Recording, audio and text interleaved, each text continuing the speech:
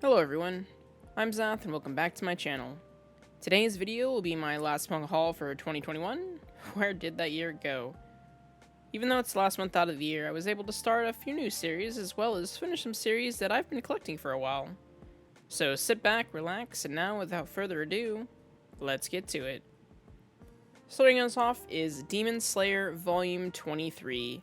This is the final volume of a series that was one of the reasons I started reading manga again after a long while. And honestly, I'm so glad I took a chance on this series. It was quite the journey for Tanjiro and his friends. Their adventure consisted of both laughter and tears, and a lot more tears than I was expecting. While I'll no longer be able to look forward to reading the next volume now that the series is complete, I can't help but feel so thankful that I was actually able to enjoy such an amazing series. Its world, story, and wonderfully fleshed out characters will always remain dear to me, and has solidified its place as one of my all-time favorite manga. I had to say goodbye to yet another manga series I had picked up when I restarted my collection again, and that is Takana Hana, with its last volume, 18. As much as I love this series, I was glad to see it wrap up nicely. I absolutely adored all the characters from start to finish. Even in this last volume, I laughed and couldn't help but find the scenes just as sweet as the previous ones. This is still my go-to series for any romantic comedy recommendation. Next up, we have Spy Family Volume 6, another hilarious volume of this spy action comedy series, starring the Forger family, who is comprised of a spy, a telepath, and an assassin. As always, the series is highly recommended. This volume in particular was hilarious with a tennis matchup that was out of this world, and the softer, adorable side of the series is always Anya.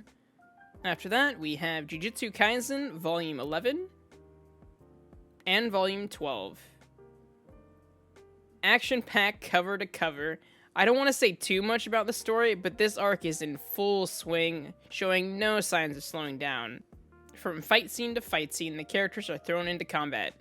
Naname especially is one of my favorite characters, and he's getting pretty serious as the drama unfolds.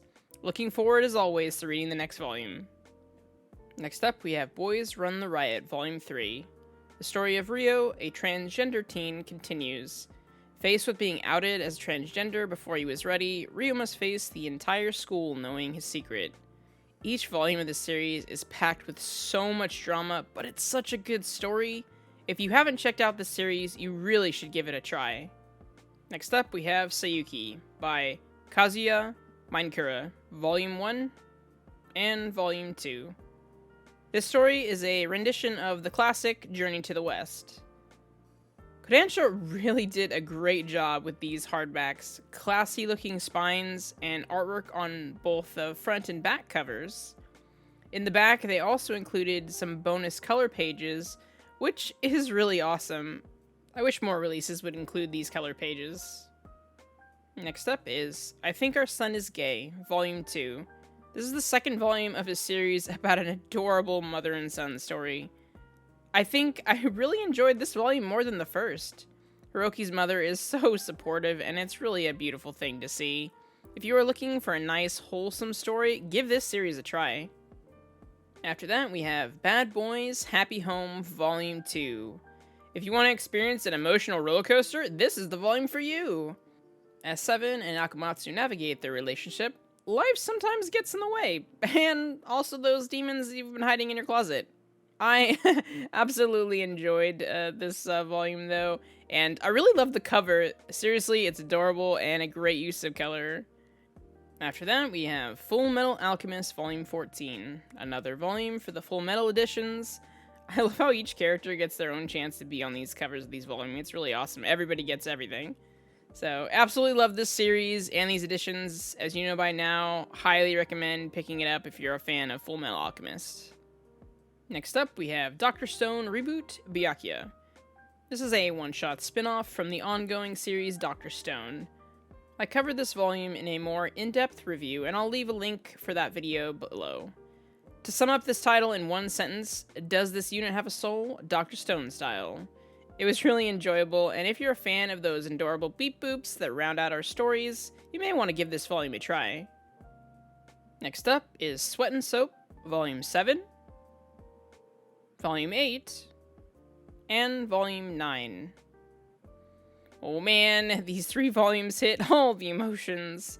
We go from some really sweet meeting the family in Volume 7 to some serious drama unfolding in these later volumes. With only a couple more volumes left of this series, I can't wait to see what happens. Next up is The Promise Neverland Volume 20.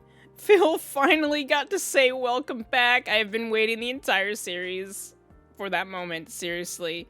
But on a more serious note, I know there's a lot of controversy on how this story changed and developed over its run, and while I agree with some of it, I still enjoyed this series, and I'm glad to have it completed in my collection. Next up is Would You Like to Be a Family by Koyama. This volume is a boys' love anthology. 3 separate stories take place in this volume. I think the first one was best. I'm always a sucker for found family, but overall, not the best, one-shot stories. I was expecting a little bit more substance, but I did enjoy my read-through. Next up is Midnight Secretary, Volume 4, and Volume 5. Kaya is trying to desperately find the balance between her old boss and her new position.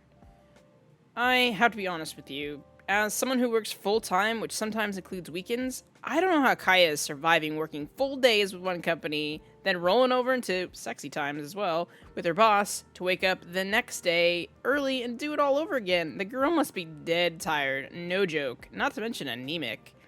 Of course, this kind of pulls me out of the story, so I can't recommend this series as being great, but I've gone this far, and I might as well finish up the last 2 volumes of this series.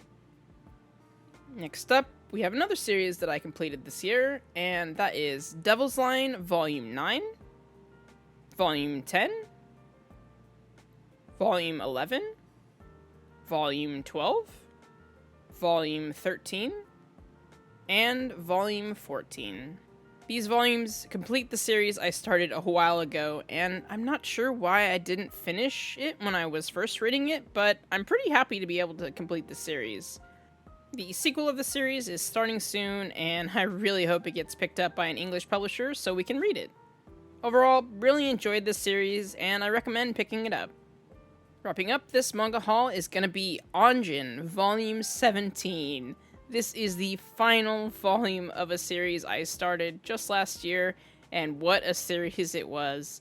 The intense showdown between Nagai and Sato finally reaches its conclusion. This series managed to take the number 2 spot of my favorite manga series I started last year, and it was well deserving of the slot. While I wish the series was longer, I'm still glad the mangaka was able to wrap up the story in a way that made sense. All in all, I love this series, and I highly recommend reading Anjin if you haven't yet. And that's gonna do it for my end of the year manga haul. Thank you so much for watching. As always, if you have any opinions on these series, or any additional recommendations for new series I should check out, let me know in the comments below. If you want to see more of this content, please like and subscribe. I'm Zath. Have a good day, and a Happy New Year.